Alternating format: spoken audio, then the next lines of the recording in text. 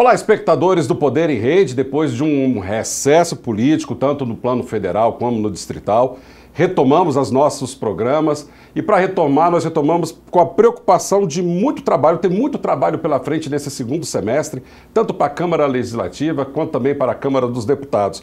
E para falar de trabalho, eu trouxe uma pessoa que trabalha muito, é o deputado Raimundo Ribeiro.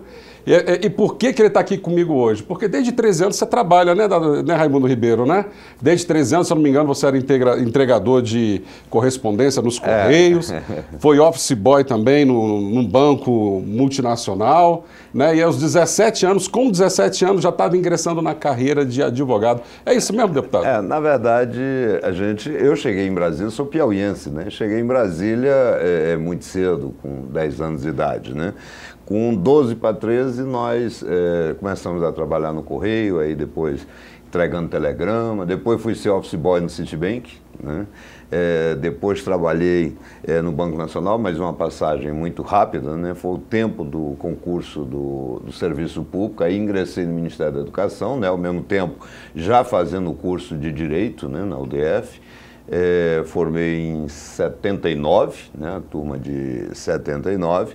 E a partir daí, né, a gente sempre trabalhando, né, já estava no Ministério da Educação. Você passou do Ministério da Educação, depois do Ministério da Educação você também foi para uma outra área também, você foi para o Ministério de Planejamento, se não me engano, também, Não, né? Na verdade eu fui do Ministério da Educação e depois fui para a Advocacia Geral da União, sendo que lá na AGU, né, num determinado momento, eu fui assumir a Delegacia do Patrimônio da União. Acho que foi no final da década de 90, início do ano 2000, alguma coisa assim, né? Mas aí era apenas cedido para a Delegacia do Patrimônio da União, porque minha lotação, meu órgão original, a Advocacia Geral da União. E aí da AGU, né, em 2006, nós fomos eleitos deputado distrital, né, o primeiro mandato que tivemos, né, eu me licenciei para poder assumir, fiquei menos de um dia como deputado distrital, porque já assumi a Secretaria de Justiça, Direitos Humanos e Cidadania, que não existia. Foi o primeiro secretário de Justiça, é isso? Foi o primeiro secretário de Justiça, Direitos Humanos e Cidadania, né? E na época, sim, um órgão enorme, né? Porque ele agregava PROCON, Defensoria Pública, na hora, 15 conselhos tutelares, 15 conselhos de gênero, era da criança, do adolescente, do idoso, da mulher, das pessoas com deficiência, enfim. Mais o sistema prisional, né, com todos os presídios do Distrito Federal, mais o sistema de medidas socioeducativas, né, com todos os centros de internação que mexia com o menor infrator, enfim, era realmente uma estrutura muito grande, uma mega estrutura, né, e nós pegamos no momento que era o momento da criação. Né? Uhum. Então realmente foi muito. Você pode deixar uma marca muito boa, você fez um trabalho bem bacana à frente da Secretaria de Justiça, não é, deputado? É o que alguns amigos dizem, né? Generosamente, na verdade, né? Mas deu para fazer muita coisa. Nós criamos, por exemplo, a Praça da Cidadania, né? Que é o respeito que deve se emprestar sempre. Funcionava, né? Lá no metrô, no final da 114 exatamente, ali Sul, na né? estação do metrô da 114 Sul, conseguimos ampliar o número de conselhos tutelares para outras cidades, né? Conseguimos reduzir custos, né? Do sistema de medidas socioeducativas, implantamos, né, aquela ideia da ressocialização, que é o cumprimento da segunda parte da pena, né, que é dada às pessoas que colidem com a lei. Fizemos a questão da ressocialização dos presos, né, implantando inclusive laboratórios de informática em todos os presídios do Distrito Federal, né. Foi até um pouco criticado por uma parte da imprensa, né, que dizia o seguinte: é melhor ser preso do que ser solto, porque lá você vai ter qualificação profissional, tem emprego, né? Enfim, as bobagens, as incompreensões que fazem parte, né, de quem faz alguma coisa, né? Porque realmente, se você não quer receber nenhuma crítica, é só você parar de fazer. Você não precisa fazer nada, né? Fica parado, né? Por isso que eu estou dizendo, você está vendo? A gente está retomando os trabalhos e nós trouxemos realmente uma pessoa que trabalha muito. O deputado Raimundo Ribeiro está no seu segundo mandato como deputado distrital e agora a Câmara retoma as atividades nessa semana, né, deputado? Qual é a pauta da Câmara Legislativa? O que a população pode esperar da Câmara nesse segundo semestre? Olha, o que tem marcado essa atual legislatura, né, é principalmente esse papel mais incisivo na fiscalização do Executivo. Essa é uma obrigação da Câmara, essa é uma obrigação do Poder Legislativo. Existem projetos, né, que já foram aprovados, cada um dos deputados, essa coisa toda, mas eu acho que o mais importante, até pela circunstância, né, que vive a nossa cidade, o que tem pautado, o que tem marcado realmente essa fiscalização. Nós vamos começar agora com a CPI da saúde a pleno vapor, né? Quer dizer, a todo momento nós temos aí áudios gravados, né, pela presidente do sindicato, a Marli Rodrigues, né, e tendo como protagonista quase sempre o vice-governador Renato Santana. Quer dizer, não é qualquer pessoa, é o vice-governador, é a segunda pessoa na esfera de poder do Distrito Federal, né? E ele dizendo coisas de natureza muito grave, né? Inclusive a CPI da saúde deu uma sensação de que a Câmara até não saiu de férias, não saiu de recesso. Exato, né? E os jornais também têm sempre acompanhado esse assunto, né? A pauta que nós estamos vendo agora é que nós tínhamos uma denúncia que estava mais ou menos restrito à Secretaria de Fazenda, depois mais avantajadamente a questão da Secretaria de Saúde e começa a aparecer também o Instituto do Meio Ambiente do Distrito Federal. IBRAM, né? Dá para saber onde é que essas coisas vão parar, até porque você também já foi relator de uma CPI muito importante, que foi justamente a do transporte público. Como é que vai ser essa... Dá para ter uma noção de como é que vai sair essa CPI daí? Olha, não dá para prever. Não dá para prever porque quando surge uma denúncia, não dá para a gente prever, né, o que vai acontecer. Porque, afinal de contas, uma CPI, quando ela começa, né, ela começa com um determinado dado. Mas você não sabe o que a outra pessoa vai falar. E aí, de repente, vão surgindo outras coisas, né? Agora mesmo, essa denúncia do vice-governador Renato Santana, de que existe cobrança de propina no IBRAM, se verdadeiro, confirma aquele ditado, né? Eu crio dificuldade para vender, literalmente, facilidade, né? Quer dizer, o sujeito, não vai... Eu mesmo tive já problema no IBRAM também, entendeu? Não sei se tem a ver com propina, essas coisas, mas um amigo nosso, empresário lá em Águas Claras, já tinha mais de 60 dias que ele esperava um fiscal ir lá para saber se tinha zoada no estabelecimento dele. Quer dizer, mas é que o órgão fica 60 dias, entendeu? Uhum. Aí quando você vai reclamar, mas nós não temos quadro, então fecha. Entendeu? Se não funciona, se não... Porque a população espera a prestação do serviço, claro, né? Entendeu? O órgão, ele precisa ser eficaz, ele precisa ter agilidade, e o serviço é público e para o público, não é para o funcionário, entendeu? O funcionário é instrumento, né? Mas nessa questão das gravações da Marli, me parece que há um pano de fundo importante aí, que é a questão da própria saúde do Distrito Federal e a contratação das OS. Como é que está essa discussão dentro dos parlamentares na Câmara Legislativa? Olha, eu não sei se a motivação seria a questão da contratação das OS. Primeiro tem que se discutir o seguinte, e aí nesse aspecto eu culpo o governador. Porque o governador é uma pessoa que, pelo cargo que ocupa, a responsabilidade dele é muito grande. Se ele tivesse procedido de modo a valorizar o diálogo, a mostrar claramente o que significa a contratação das OS, muitos problemas teriam sido evitados. Mas o que se ouve é o seguinte, eu vou fazer, como se eu fosse primo legítimo de Deus, como se eu pudesse fazer tudo. Não, você não pode fazer tudo. O governador tem um papel institucional, mas evidentemente limitado àquilo que a lei determina, né? Claro que a conveniência e a oportunidade é do governo que ganhou a eleição. Agora, o que nós não podemos é fazer as coisas sem que a população saiba o que é exatamente que está se fazendo. Por exemplo, existe uma denúncia gravíssima. Existe uma denúncia de que essas OS seria para pagamento de dívida de campanha. Quer dizer, eu nem acredito nessa besteira, mas a partir do momento que não é transparente, você permite que saiam uma série de inverdades, uma série de... enfim. Então, o que eu acho que o governador poderia ter feito? Ele poderia chamar realmente uma discussão pública, né? Explicar exatamente o que é OS, explicar quais são aquelas organizações que pretendem se instalar, qual é o custo real disso, o que significa isso em termos de impacto financeiro, quando é que começará a apresentar resultados. Aí, com certeza, a discussão melhora de qualidade. Eu, pessoalmente, acho que a saúde do Distrito Federal, ela não está na UTI, ela está já no cemitério, ela já morreu há muito tempo. Agora, isso significa que nós temos que ter mudanças. Agora, a mudança não precisa ser necessariamente essa que está sendo apresentada. Pode ser outra. Mas eu acho que aí o grande problema é de uma relação até mesmo institucional entre executivo e legislativo, né? A gente percebe que até hoje o governador Hollenberg, o Buriti, ele não conseguiu estabelecer um intercâmbio, uma comunicação mais efetiva entre a Câmara Legislativa, tanto que sempre teve trocando os seus intermediadores, as pessoas que são responsáveis para conversar. Que não tem até hoje, né? Fica sempre essa coisa. Acho que já está na hora, né? Já é o segundo ano de mandato. Você já foi por um determinado momento também líder do governo, lógico que foi um momento muito curto, se não me engano, acho que foi 3 meses, 4 meses. Foram os 3 primeiros meses, né?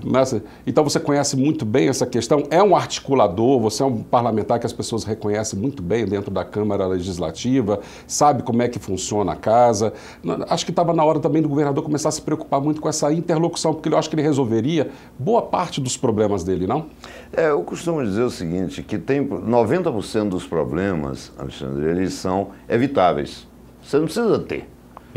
Basta que você haja com prudência, com paciência, com tranquilidade, para que as coisas aconteçam. Então, essa questão do relacionamento do Poder Executivo com o Poder Legislativo, num governo Rodrigo Hollenberg, não deveria acontecer. Por quê? Porque o governador Rodrigo Hollenberg é um homem eminentemente do parlamento.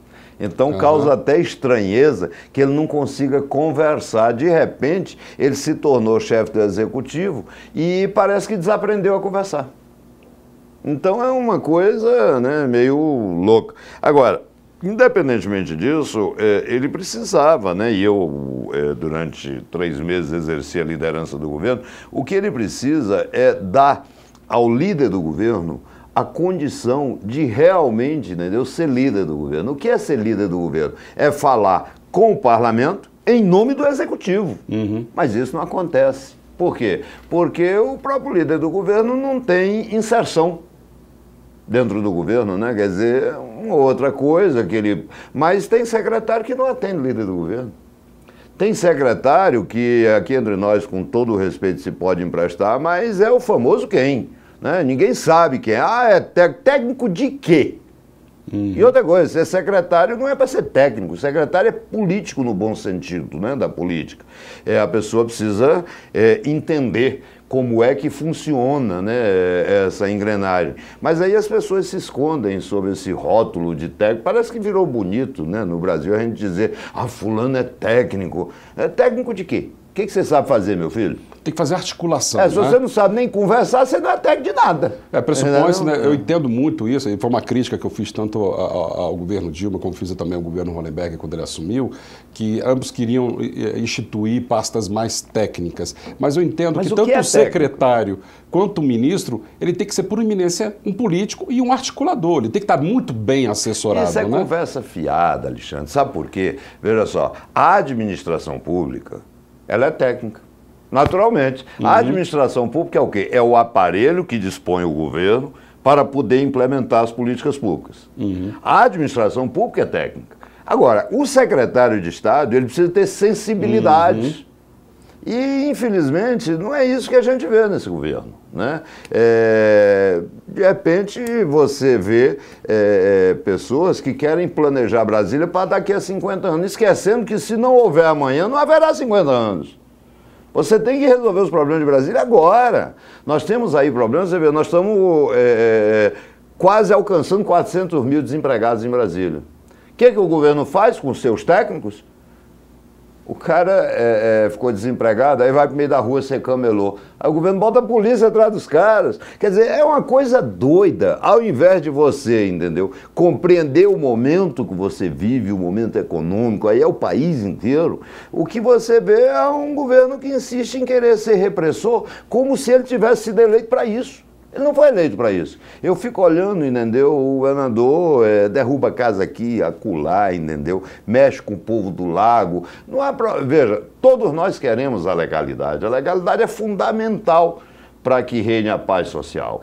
Agora, a legalidade, ela tem que ser analisada como que efetivamente é legalidade. Legalidade não é simplesmente você fazer uma interpretação literal da lei, que é a interpretação burra, né? E danar agir. Não. Existe um método de interpretação chamado teleológico. O que é o teleológico? É aquilo que você resgata a vontade do legislador. O que o legislador queria quando editou aquela lei? Qual era o contexto em que aquela lei foi editada? Isso é inteligência da lei.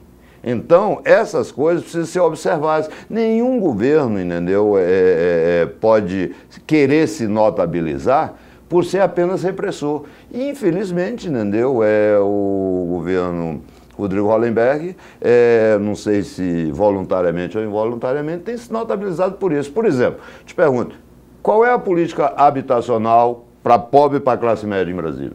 Bom, nós vamos responder isso no segundo bloco, vamos fazer uma pequena pausa, você vê que a conversa, retomamos o programa Poder em Rede a todo vapor e daqui a pouco nós voltamos após os comerciais para continuar essa conversa muito interessante com o deputado Raimundo Ribeiro.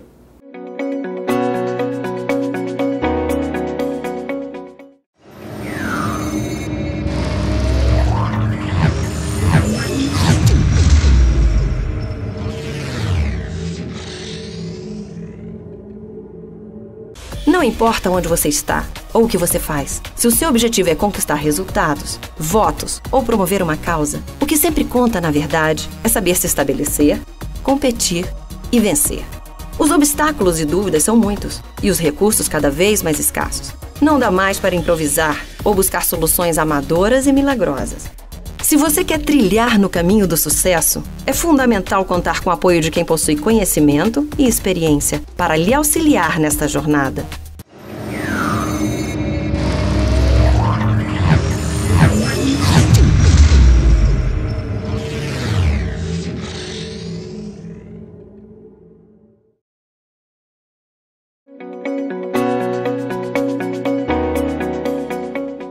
Estamos retomando o Poder em Rede. Lembrando, é sempre um novo programa. A cada quinta-feira você acessa no nosso portal www.poderenrede.com.br. No primeiro bloco nós estávamos conversando sobre política habitacional do Distrito Federal. E aí, deputado? Se você me permite, Alexandre, uma correção, nós não estávamos conversando sobre política, eu estava lhe perguntando qual é a política, porque não existe. Não existe, nem para a classe média, nem para a classe pobre, não existe nada. E aí, o que acontece? As pessoas, né, desesperadas, às vezes ocupam uma área irregularmente, essa coisa toda, e o governo acha que só tem que oprimir, quando na verdade você tem que procurar entender o momento que vive e resolver essa questão, né? Hoje nós temos um déficit habitacional grande em Brasília, hoje nós temos um déficit de emprego muito grande, e as empresas indo embora de Brasília. Por quê? Porque não existe estímulo nenhum para que elas se estabeleçam aqui. Enfim, eu acho que esse discurso de técnico é para esconder incompetência. Perfeito. Agora nós gostaríamos de falar, viu, deputado, da questão da própria Câmara Legislativa. Você é primeiro secretário lá da Câmara Legislativa. A população dá para apostar em alguma pauta importante para esse segundo semestre? Eu acho que dá. Nós temos hoje, como eu lhe disse, primeiro nós temos a questão aí do papel fiscalizador do Legislativo. Segundo, nós vamos discutir muito essa questão das OS, ou seja, mudanças na saúde decorrentes da conversa patrocinada, né, pela própria Câmara Legislativa, porque se depender do GDF até agora, não deveria ter discussão nenhuma, né? Quer dizer, era tudo implantado a ferro e fogo. E não é isso que a população quer, e essa rejeição ela pode ser sentida nos representantes da população, que é exatamente a Câmara Legislativa. Então, eu acho que nós poderemos ter boas novidades, entendeu, para esse segundo semestre. Que bom. Mas eu gostaria de falar também um pouquinho de articulação política dentro da Câmara. No primeiro semestre nós tivemos uma pequena movimentação sobre se aprova a questão da reeleição da mesa. Esse assunto também deve pontuar o nosso segundo semestre também. Esse assunto ele terá que necessariamente pontuar. Por quê? Porque já foi aprovado em primeiro turno, porque você, para aprovar a mudança na lei orgânica, você precisa fazer em 2 turnos, né? E já foi aprovado em primeiro turno a possibilidade da reeleição, né? Falta, então, em segundo turno. E isso deve acontecer até o mês de dezembro ser colocado em votação, né? Porque tem que resolver essa questão, porque o primeiro momento se encerra justamente em dezembro, exatamente, né? Exatamente. É porque a gente já veio ouvindo algumas, né, informações de que até o Raimundo Ribeiro possa assumir a próxima legislatura da Câmara. Como é que você vê essas nominatas, esses momentos? Como é que é aparecer, de repente, como provável presidente da Câmara Legislativa? Alexandre, essa coisa da Câmara é interessante. Presidir a Câmara parece que é o primeiro caminho para o ostracismo. Basta você dar uma olhada, basta você dar uma olhada na relação de todos os presidentes. A maioria, entendeu, foi para o ostracismo. Então, isso aqui é a distância da presidência. Entendeu? Então, agora, falando sério, esse segundo momento, esse segundo biênio, você presidir a casa significa você assumir a responsabilidade de dirigir uma casa complexa como a Câmara Legislativa num momento crucial, né? Nós vamos ter eleição em 2018. Se eu for candidato, como é que eu vou fazer campanha sendo presidente da casa? Então, você veja, tem algumas coisas que precisam ser muito bem avaliadas, né?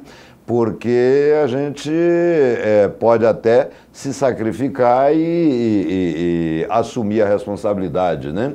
Mas sabendo que você vai ter complicadores para fazer uma campanha. Ainda mais uma campanha que agora encurtou, né? Agora são 45 dias. Exatamente. A única campanha que eu sei fazer é ir para a rua, conversar com as pessoas e pedir a confiança. E aí você presidindo uma casa, como é que você vai fazer isso? Sem dúvida nenhuma é um complicador, mas eu queria aproveitar a presença do deputado Raimundo Ribeiro. Falar mal do PT, eu adoro falar mal do PT. Não, hoje a gente não vai falar mal do PT falar ainda da não. Dilma. Você está lendo o pensamento? Bom, a situação é a seguinte, deputado. A gente também está voltando do recesso parlamentar no Congresso Nacional, e o Senado tem uma situação muito difícil para decidir, e parece que vai ser decidido agora ainda no começo, nesses primeiros 15 dias de agosto, que é a definição do impeachment da Dilma. Vai ter impeachment de fato? Ela volta? Como é que você tem acompanhado isso, deputado? Olha, primeiro, nós fizemos uma brincadeira. Eu tenho grandes amigos no PT, entendeu? Pessoas que eu tenho o maior respeito do mundo, né? O segundo ponto que você fala vai ter impeachment? Olha, eu acho que é a coisa mais fácil do mundo. A Dilma não é mais presidente desse país. Isso é uma coisa muito clara, ela não tem legitimidade, as pessoas não acreditam, as pessoas acham que ela praticou atos desonestos. O que você acha que vai passar para a história dessa história toda? Porque, assim, nós temos do campo das pessoas que querem manter a Dilma, e eu acho que, assim, a gente não pode nem envolver todo o PT, porque o PT, de uma certa forma, já abandonou a própria ex-presidente Dilma, presidente afastada Dilma, até por conta de uma nunca foi petista, na verdade, né? Uma possibilidade de que Lula venha em 2018. Como é que esse momento deve ser registrado? Mas será que ele vai estar de saidão?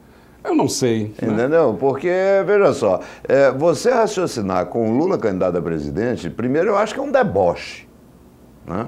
O Lula, pessoal, isso eu já disse em todos os lugares, o Lula, ele é um trombadinha, e o pior, é herege. Para quem não se lembra, ele roubou até o crucifixo do Palácio do Planalto. Isso é uma vergonha. Então, colocar um cabra desse para ser candidato a presidente, aí você está de brincadeira, é uma esculhambação geral. Então, eu acho que a gente tem que falar as coisas com seriedade. E o PT já cometeu muitos erros, não vai ter o direito, entendeu, de apresentar um malfeitor como o Lula, entendeu, como candidato a presidente. Aliás, eu até acho que o PT já tem ações nesse sentido, né? E volto a dizer, grandes amigos no PT, pessoas sérias, entendeu? Lá existem pessoas sérias, né? Agora, infelizmente, o PT, a partir de um determinado momento, se tornou uma organização criminosa. Uma organização, um aparato para saquear os cofres públicos. Isso eu não estou falando nenhuma novidade, isso eu falo há 6 anos. Agora, isso não significa dizer que todas as pessoas tenham agido dessa forma. Não, eu, como disse, tenho inúmeras pessoas dentro do PT que eu tenho um maior respeito. Mas, de modo geral, a estrutura foi usada para saquear os cofres públicos. Então, não acredito que o PT tenha coragem de apresentar um candidato como Lula.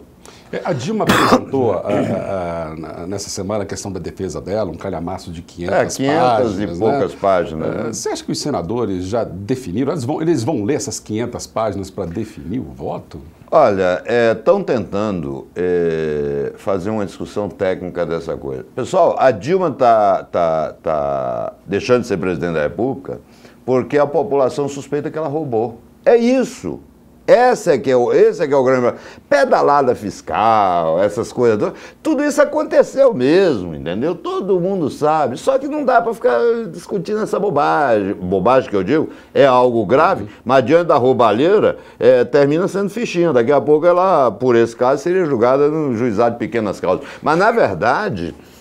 o que está derrubando, o que derrubou a presidente Dilma é a roubalheira que fizeram e que está aí. A Odebrecht já fez delação premiada, disse que tinha mesmo o sistema. Andrade Gutierrez está trazendo também, incluindo propinas para a campanha de 2014. Exatamente, já, né? Entendeu? Quer dizer, esses caras tinham que dizer o seguinte: ó, pessoal, desculpa, fazer igual na pelada, ó, pede para fazer isso e sai, entendeu? Vai embora, não fica aí passando vergonha e expondo as pessoas, entendeu? A vergonha. Porque é claro que aconteceu a roubalheira, Alexandre. O dinheiro sumiu, a Petrobras acabou. Entendeu? A Eletrobras, a mesma coisa, entendeu? É considerado o maior escândalo da história do planeta, né? Exatamente, entendeu? E aí, quer dizer, os caras ainda ficam com esse nhenhenhen, não sei o quê. Pô, para com isso, pelo amor de Deus, não tem vergonha, não. Ok, saindo Dilma, né, em se confirmando a saída de Dilma, permanece-se o governo de Michel Temer. Já dá para ver qual é a diferença entre Temer e Dilma? A população já vai sentir isso em algum determinado momento? Porque parece que o mercado já está satisfeito com a presença do Michel. Já se acalma um pouco, né? Quer dizer, o Temer não é temperamental, né, como a Dilma, né? Ele imprime um outro estilo.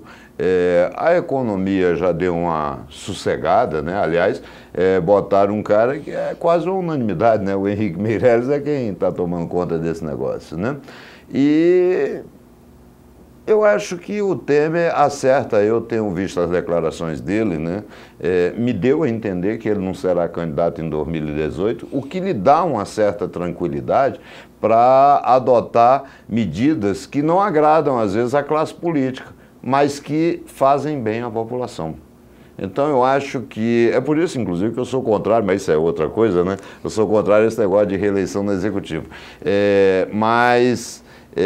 Eu acho que o presidente Temer tem condições de entrar para a história como alguém que conseguiu pacificar o país. Mais ou menos como foi o Itamar Franco no momento do Fernando Collor, né? Porque depois que o Collor saiu, o Itamar trouxe uma certa tranquilidade. Foi. Até, apesar do PT ter sido contra, né? Você veja como o PT tem na sua história algumas coisas terríveis, né? O PT não assinou essa Constituição que está aí. O PT votou contra a lei de responsabilidade fiscal. Entendeu? Quer dizer, tem uma série de equívocos que depois a história cobra. Apresenta a fatura, né?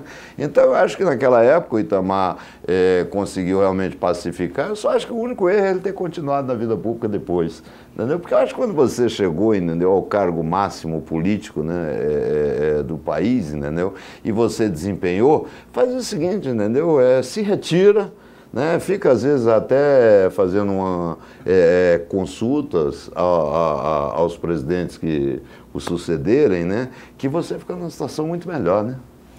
Bem, como eu disse, É sempre um prazer fazer o Poder em Rede, ainda mais quando a gente traz uma figura como o deputado Raimundo Ribeiro, que é uma pessoa super esclarecida, é um trabalhador, é um político com uma articulação inintangível, e é sempre importante a gente começar os nossos trabalhos com o pé direito. Nós estamos voltando desse recesso também, viu, deputado? A gente passou um recessozinho aí pequeno, e é um prazer que você possa estar aqui conosco, porque você sempre traz para a clareza dos fatos uma análise sempre muito rica dentro do ambiente político, né? Eu que agradeço a gentileza do convite, dizer que estou sempre à disposição e tenho certeza que esse segundo semestre será um segundo semestre muito movimentado, que não vai faltar pauta para nós. Espero contar contigo, viu, Raimundo? Sempre que eu precisar, você deixa o seu celular ligado, claro, que sempre me chamando para participar com a gente. É um prazer fazer o Poder em Rede. Retomamos os nossos trabalhos, acompanhe sempre um novo programa a cada quinta-feira. Acesse poderemrede.com.br e até o próximo programa. Muito obrigado.